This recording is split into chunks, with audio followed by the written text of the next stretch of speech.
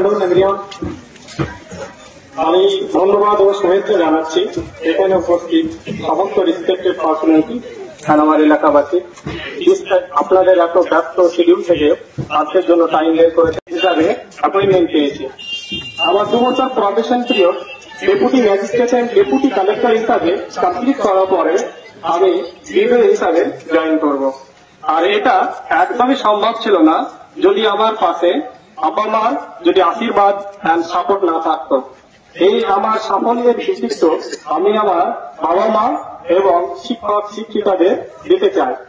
আমি যখন বাড়ি আসতাম তখন বাড়ি থেকে যখন ফিরতাম দেখতাম আমার ম্যানি ব্যাগে টাকা ঢুকে গেছে।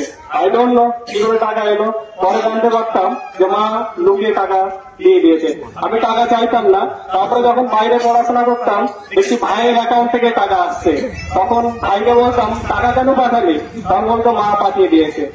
আর মা বলতো নাও 2000 টাকা দিলাম 3000 টাকা দিলাম, তুমি জামা কাপড় কিনে নিও।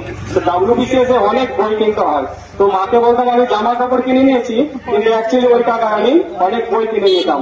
মোটামুটি 15-20 হাজার টাকার বই কিনতে হয় WBCS এ।